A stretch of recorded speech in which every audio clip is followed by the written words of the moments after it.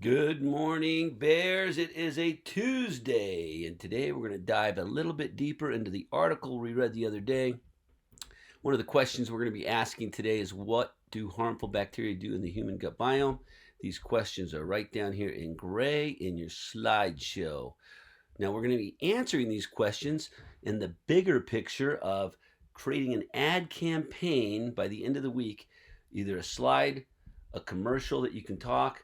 You could do a radio commercial that is going to present an argument to the masses, to mainstream people, to try to convince people to vote for more money into researching. Remember, you guys are student researchers, to help us research this gut biome, the microbiome of the human body, and specifically fecal transplant, because that will help people.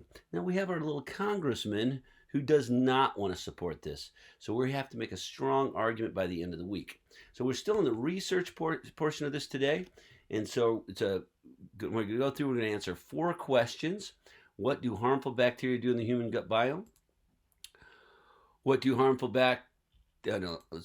What do bacteria do in a healthy gut biome? What is one type of bacteria found in a healthy gut biome? What is a type of harmful bacteria found in a human gut biome, so that's harmful. And then finally, what do harmful bacteria do in the human gut biome? So we're looking for the harmful bacteria. We had our study. We'll get back to that study tomorrow. We're also going to take a look at some mice studies, and then we'll start building our campaign on Thursday and Friday. So let's get to today's activity. Before we do, let's take a little pause here and talk about, some of you are still not turning things in. Just a reminder, we have groups. That's where all of the lessons are. And then we have courses. Remember, 1 week we're in history, world history. 1 week we're in science. Let's go take a look. So last week was a history week. So that slideshow should already be turned in. It would be found in week 6. Week 6. Week 7, no slideshow for history. Week 6. You would open this folder and you would look for Mesopotamia, Canaan. Click it. And then if yours says edit or my document, that means you haven't opened it and you need to submit it. Only at the end, but we're done with these. So go and submit it. So when I see in progress, Melody, Jens, Jordan, Sophia, Lavier, Danielle, Jesse, Sophia, Andrew, Angel, and Kayleen from my morning class, notice I graded these. So you guys here, especially you, Kayleen, you actually had a good grade, and I did give you that grade, but you had not turned it in yet. So guys, whatever you've done, these can become 2s if you just turn them in and do a little bit of something. So always make sure to click submit. Get to today's lesson. Everybody go open up, add campaign, human gut biomes matter. Yours should look similar to this. We have our overall directions. We have our specific directions for this week, including yesterday's lesson right here. How to write a CER for some of our activities, including yesterday's. So yesterday, Melody, great job getting started and opening this. I'm going to do this for you just as an example. If you have not caught up on this, well, guess what? I'm helping you right now. So no excuse not to have this. Which argument is stronger? For a B, you would just write argument 1 is stronger. It provides more evidence. It also has a clear claim and reasoning. Now remember, reasoning, another word for reasoning is explanation or explain. Explain. So keep down here, if we look down here, it gave us notes. Do they both have claims? Do they both have evidence? Do they both have arguments to explain? So this would be a B. You just answered it, but not in a CER. What would be A for this week? You would just turn this into a CER. You would make your own claim. I believe that argument 1 is stronger. It provides more stronger. That's a claim. Make a sentence out of it. Argument 1 provides quotes from research as evidence. It provides more than one piece of evidence. It also explains the evidence on why it supports the argument. Because of this, argument 1 is the stronger argument. So you just turned one little answer into a CER. Or I did. Good job, Melody. I believe that argument 1 is stronger. Argument 1 provides quotes from research as evidence. It provides more than one piece of evidence. It also explains the evidence on why it supports the argument. Because of this, argument 1 is the stronger argument. All right, so that's how you write CERs. That's A level. So if you have this, and you can actually copy mine today because I want everybody to do well, you can do that. Now, hopefully you did the work here, and we will explain. We might talk about this in class a little bit today. We shall see if you're in Zoom. But notice this is short, probably has something spoiled. Little talk about why patient 22 is sick, but this one goes into details with quotes and examples. So notice this is a CER. This is a CER. So you wrote a CER about why this CER is better than this one. This is not a CER. This is like on our slides. If you do stuff like this, you're going to get B's and C's. It's your own words. If you do stuff like this or this, you're going to get A's and B's if you do everything else. All right, let's move on to today's activity. So we just did this. Now this was supporting that. And then now we're on slide 6. Now slide 6 we have seen before. This is an essay. We've read this essay.